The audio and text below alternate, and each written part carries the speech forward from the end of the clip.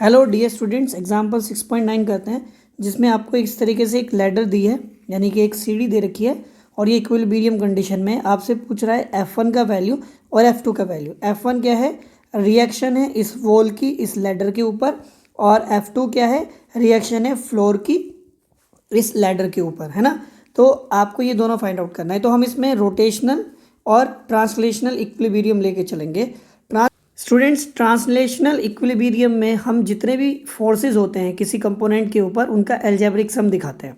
यानी अगर कोई एलिमेंट है जो ट्रांसलेशनल इक्विलिब्रियम में, तो जितने भी उसके ऊपर वर्टिकल फोर्स हॉरिजॉन्टल फोर्स लगेंगे सबका एल्जेब्रिक सम 0 होगा। और रोटेशनल इक्विलिब्रियम में जितने भी मूवमेंट होंगे किसी पॉइंट के अबाउट उस एलिमेंट के लिए, वो क्या होंगे? उनका एल्जेब्रिक सम 0 होगा। ये दोनों हम यहाँ पे करते हैं। तो सबसे पहले हम बात करें, अगर आपको ना सिर्फ क्वेश्चन में एक तो लेंथ दी है लेडर की और ये एक डिस्टेंस दिया है 1 मीटर। ये वैल्यू आप कैलकुलेट कर सकते हैं बाय पाइथागोरस थ्योरम।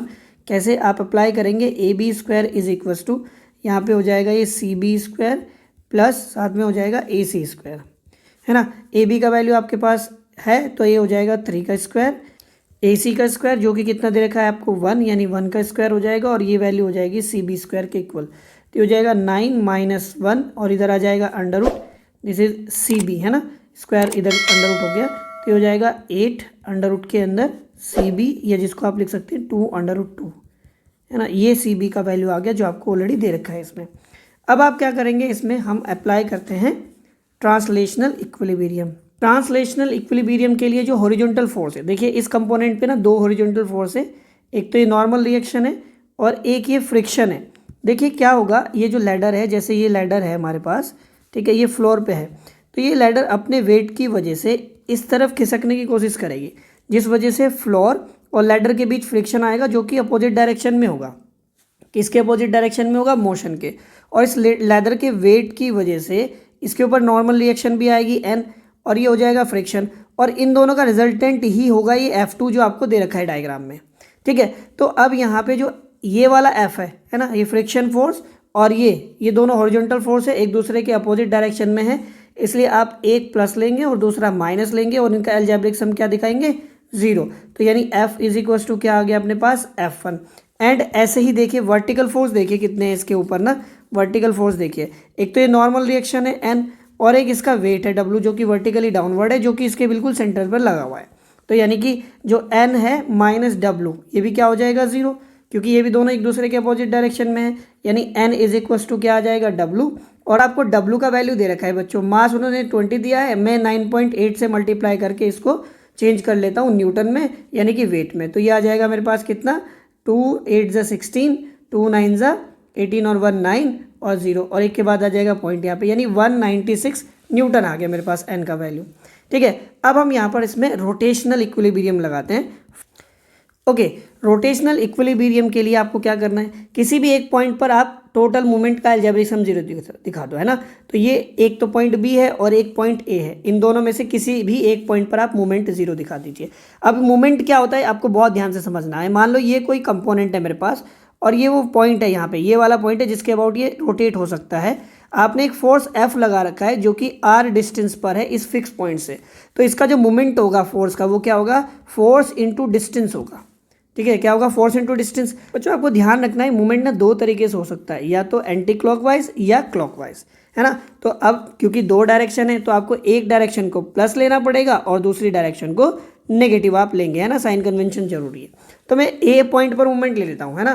तो हम ए पॉइंट की बात कर रहे हैं। किसकी बात कर रहे हैं? ए पॉइंट की। अब बहुत ध्यान से समझना, देखिए ए पॉइंट पर ना एक ये फोर्स है F और एक ये फोर्स है N। देखिए F2 तो इनका रिजल्टेंट है, इसको भी आप छोड़ दीजिए। तो एक तो फोर्स F है और एक N है, दोनों की ही जो डिस्टेंस है A से वो कितनी है? 0 है। तो जब आप F इंटू डिस्टेंस करोगे तो 0 आएगा, ऐसे ही N इंटू डिस्टेंस करोगे तो 0 आएगा। तो इन दोनों फोर्सेस का, F का और N का, कोई मूवमेंट नहीं आ रहा है किसके ऊपर? इस पॉइंट A के ऊपर। तो किन का मूवमेंट आएगा सर? एक तो इस W का आएगा और एक इस F1 का आएगा। अब आपको परपेंडिकुलर डिस्टेंस चाहिए तो आपको क्या करना पड़ेगा? F1 का देखिए इस तरीके से आप एक्सल लाइन बढ़ाइए और यहाँ से परपेंडिकुलर डालिए, तो ए का ये वाला डिस्टेंस होगा परपेंडिकुलर F1 से। ध्यान रखना किससे? F1 से। ये F1 है तो यानी कि ये 2 अंडर रूट 2 डिस्टेंस होगा किसका? F1 का। और ये मूवमेंट कुछ इस तरीके से लाएगा, जो कि एंटी क्लॉकवाइज डायरेक्शन है। तो एफ का मूवमेंट, F1 का मूवमेंट क्या हुआ, F1 इंटू डिस्टेंस 2/√2, और मैंने बताया अभी एंटी क्लॉकवाइज मूवमेंट को हम प्लस ले रहे हैं यहाँ पे।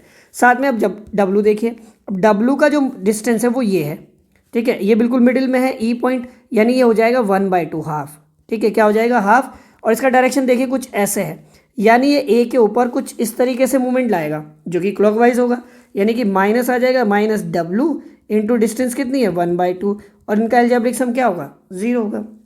तो मेरे पास F1 into 2/√2 is equal to W का वैल्यू कितना आया था 196 इंटू 1/2 आ जाएगा बच्चों।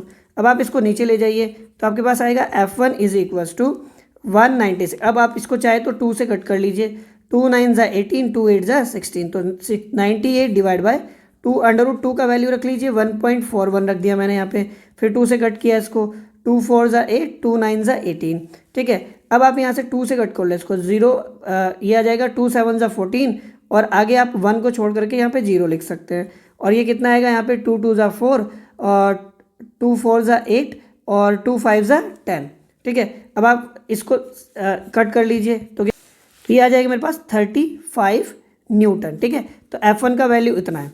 हो सकता है ये NCERT से थोड़ा डिफर करे बच्चों, हम मैनुअली यहाँ पे कैलकुलेट कर रहे हैं, उन्होंने पूरी वैल्यू लेकर के कैलकुलेट किया है।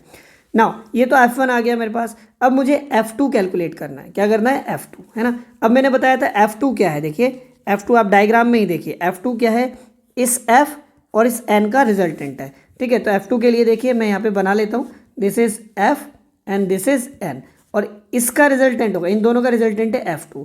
तो क्या करेंगे आप यहाँ पे पैरेललोग्राम लॉ लगाएंगे, ये 90 डिग्री है यहाँ पे, है ना। तो F2 का वैल्यू अगर निकालना है तो पैरेललोग्राम लॉ लगा देते हैं, √n² plus f² plus 2nf cos theta, और cos थीटा की जगह क्या है cos 90, जो कि हो जाएगा 0।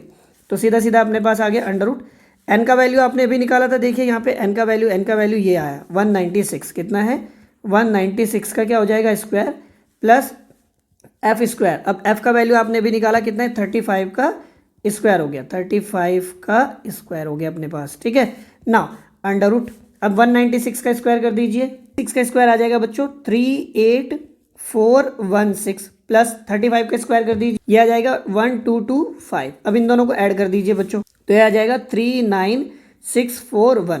अब आप इसका स्क्वायर रूट निकाल लीजिए तो आपके पास आंसर आएगा 199.1। ये आ गया मेरे पास F2 का वैल्यू। आप चाहे तो इसको लिख सकते हैं 199 न्यूटन, ठीक है, दिस इज F2। तो ये मेरे पास सेकंड रिएक्शन आ गया, और फर्स्ट रिएक्शन हमारे पास 35 आया था।